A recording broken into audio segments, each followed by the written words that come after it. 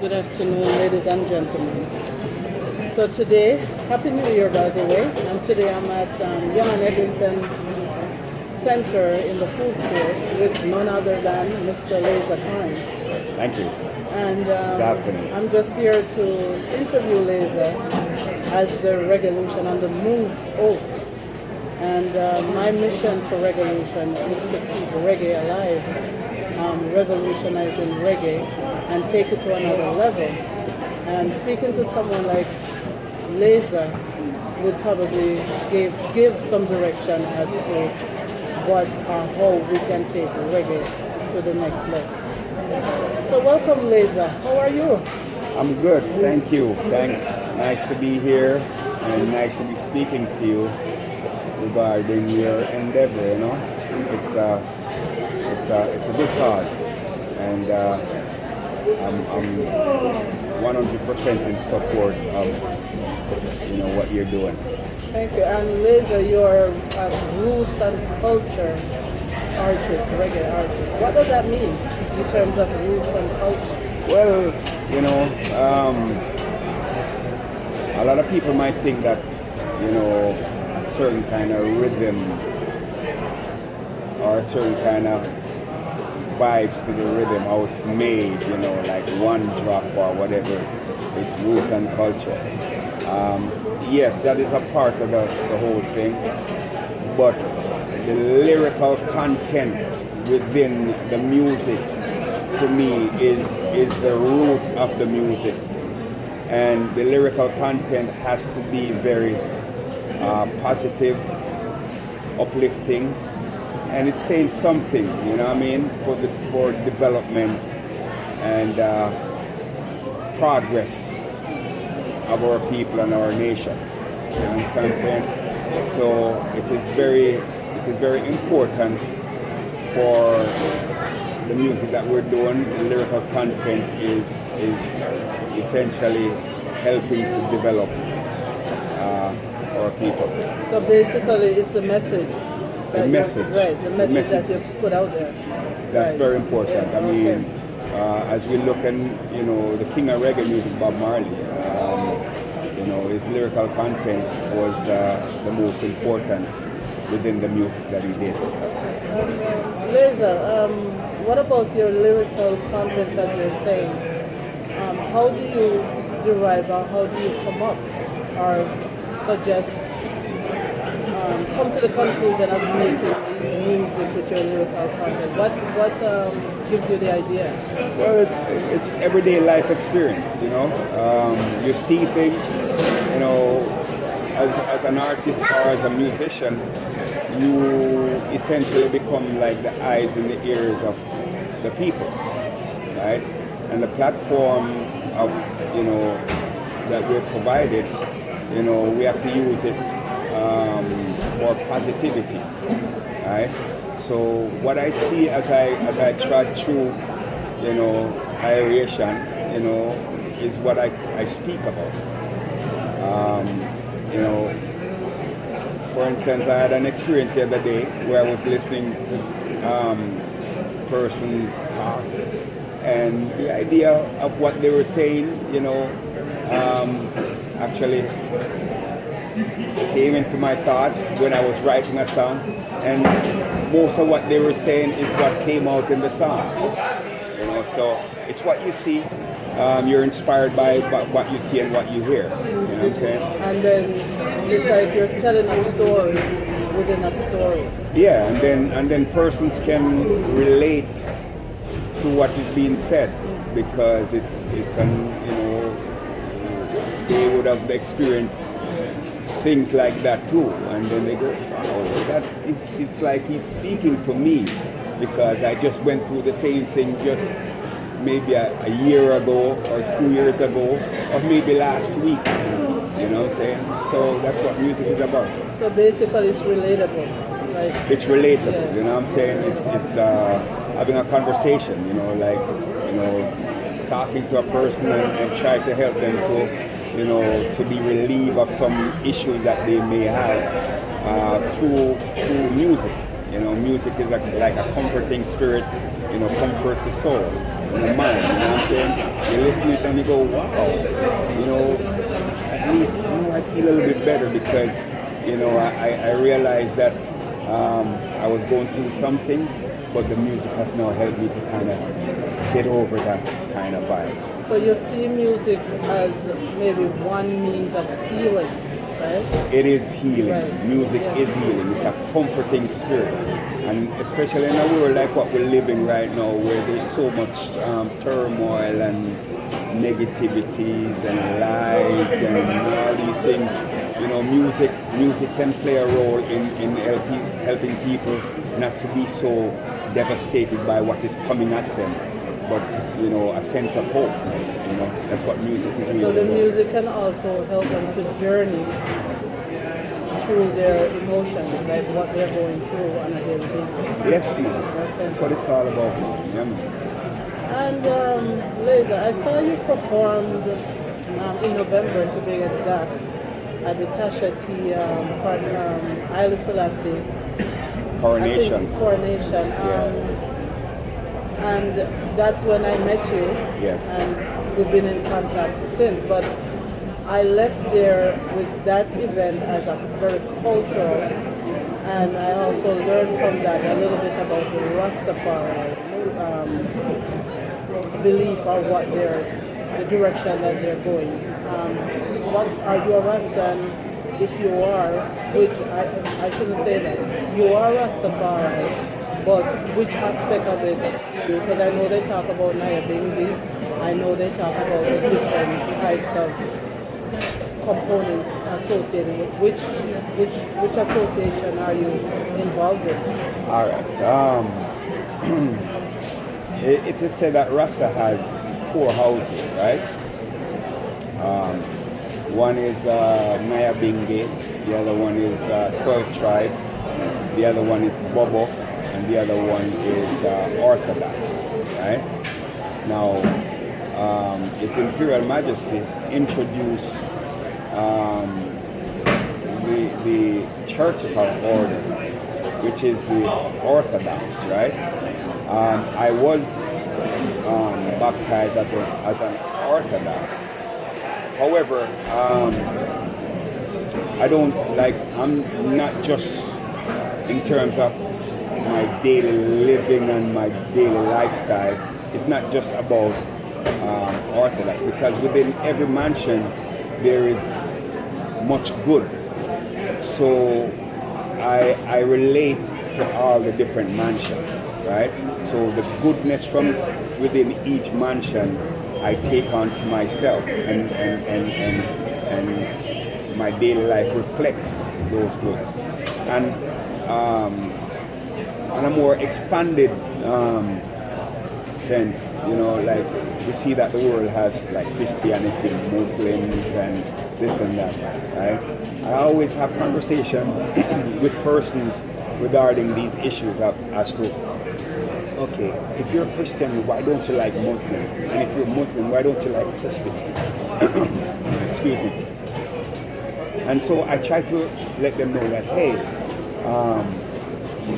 you know, it's not about being Christian or being Muslim. It's about being loved, right? Within each family.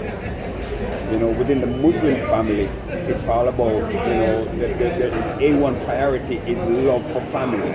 And within the Christian family, the A1 priority is love for family. And if we can love our biological family, you know, we can use that love and spread it to the human family. Yeah, so we can expand it. We can extend it yes, to other people, yes. regardless of race, color, creed, religion. Right. It's relatable. Right. That's a good point there. But one other thing I wanted to find out, do you use that aspect of, I wouldn't say religion, spirituality through your music?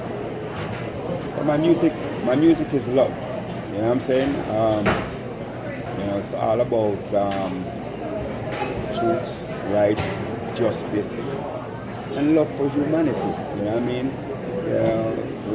Racism and all these things is not something that humanity should be so focused on. You know, and as you look, you see certain things. When I watch the news and look at, for instance, in the United States, where you know there's hatred, you know, white against black, you know, killing black against black, and hey, it's all about humanity and love for humanity, right? So my music is, you know, is a reflection of my love and my greater standing of what humanity should be towards each other, you know. So that one love, like Bob Marley said, one love, you know what I mean? And that song is like an anthem. It's a world anthem. Yeah, it's played you know? everywhere. Yeah. Anywhere you go, Yeah. it doesn't matter what occasion. And I think the message that they're sending there, that it's one love. We all should come together as one. Yes, I. Because when we're in that kind of setting, everybody's so loving. Everybody shows care through the music, right? Yeah, man. When you're in a party setting, or even just a social setting, not necessarily where you're dancing, but people socializing, it also reflects in that as well. Music Yes. brings people together, Right, you know. correct, yes. And reggae music in particular is the type of music that, you know, when you're listening, the lyrical content is of such great importance. Powerful. Yeah, it's powerful. Yes, it has powerful message. Yes, sir. So Lazah, we're gonna be coming to a closing shortly, but before I go, I wanted for you to just talk about 2018, maybe in a few seconds or so, or a minute. 2018, going back 30 years ago, in your career. Okay, 30 years ago. Well, I mean, I started out with a band called Messenger, and you know, we performed throughout North America, perform in Jamaica, perform in Cuba, and so on and so forth. And you know, I actually evolved from out of Messenger. Messenger won the Juno Award in the mid-90s. I personally, as an artist, I started my solo career in the mid-90s, and I won DJ of the Year Award, Video of the Year Award in the 90s, and in the early 2000s I won DJ of the Year Award again. I left from Canada. I was nominated also for the Juno Awards. What year? I think it was 1998 or 1999. Yeah, 98 or 99. And then after that, in early 2000, I went to Jamaica and you know, continued my career there. I was able to complete about 3 albums while in Jamaica.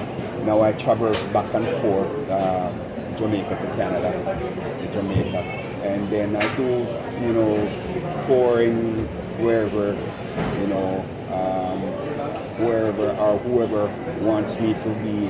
For instance, in New York, Poughkeepsie, wherever, you know, I go and do my thing. And so that's 2018, rewinding back to 30 years ago. Now, as you know, this is the beginning of 2019. Yeah. So what do you have in store for 2019 and beyond? Well, music, If Father permits. music and more music for the people. You know, my mission, you know, right now to me the mission is really real. You know, the Most High has, you know, have I on a mission, you know, as part of His, you know, crew, you know, to go out and do the work. You know, like I say, in a world filled with turmoil, we need, you know, music, comforting spirit. You know, that's what music is to the people. So what you're saying to me, you're, I would say, the chosen one of the chosen ones. I am one of those ones that the Most High Right. have on the mission of, you know, taking good words to people out there, because people need good words now, because they're bombarded with the television and people out there telling them certain things, and it has become so certain things are being exposed, certain like lies are being exposed to a great level now, and the lies is like people are starting to be, it's like they're immune, like the lies are becoming like because that's the norm. Yeah, because you have this social media now, which is taking up people's lives. Yeah, and people just fall in line with the lies, and it's like amazing. So the truth is an offense, but it's here for persons, who falls in line with all the lies, to know that, hey, with all the lies there is truth. So don't be drawn down that path when there's truth here. So here's some truth. Listen to some truth. Let truth uplift you. Let truth make you a better person. Let truth make you be a good humanitarian. Let truth make you love persons not only of your race but of other races. Do you have any tours planned for now and beyond? Well, I'm heading to Jamaica very soon, and we're talking about Africa. Africa is the motherland, right? We have our music over there now, and it's receiving great attention and great love. It's a good feeling to know that your music is being loved in those places, particularly because Africa awaits its creators, and so as far as I'm concerned, I'm part of the creator of Africa. You know what I'm saying? So basically, the music is getting a lot of attention over there, and we're focusing on doing something this year, definitely. I've been talking to persons over there, and they're interested in having I and I come and perform. So I look forward to that. I've been talking to some other person from Paris too, and they have a project that they're working on, and so we're looking at. So what you're telling me, eventually you're going to be in the 7 continents of the world, and my purpose for Reggaeolution, that's what it is. Taking reggae to another level and also keeping it alive. Right. So my mission here is to revolutionize it, that it lives on and on and on. Right? Wow. We don't lose it. I feel good to be, among you today, because, I think we're of the same mindset as it relates to what we have to offer the world, right? The world needs good vibes like what we have to offer, you know what I'm saying? So I feel good being in your company and knowing that, hey, we can work together to make a better world. And in any empowerment for the youths, or what can you recommend or advice you can give the young people coming up who is culturally inclined for reggae music? What suggestion as a veteran that you can give? Well, one thing about the world now, technology is quite advanced, and some of the things that the youth can do, like I'm amazed at what they can do. True. Yeah. You know what I'm saying? But never forget family. Never forget love. Don't be distracted so much by the bombardment of everything that is on the internet, because it can lead you astray. True. Stay focused, stay family oriented, and don't let nobody tell you that you can't do something that is positive. Especially if it's your dream. especially. So sometimes that dream comes up and nobody supports your dream. Yeah. But guess what? Keep pushing it because one day it's gonna become reality. Right? Keep pushing forward. Keep pushing yourself. Nobody should never tell you that you can't Do something. And that is my thing. Yeah. Don't tell me that I cannot do something because I know I can do it and I'm gonna prove you wrong. So this is what, as elders for the younger ones coming up, we need these empowerment for them, these platforms. So Revolution is here for that purpose to give them exposure, showcase them, move it. That's one of my mission, our vision, to see the younger generation get somewhere, especially with the internet now, where you're exposed to the world, right? I think we should utilize. So some of the artists like you, with your music and the positive vibe that you display, I'm hoping that many artists from even this little interview, they can watch it and maybe can connect with you. So before we close, how can individuals get in touch with you? Well, it's all about the social network, you know what I mean? So, I'm on Facebook, Lazah Current. You want to spell the Lazah Current? So Yeah, it's spelled Lazah, but I pronounce it Lazah. So the spelling is Lazah, right? But I pronounce it Lazah.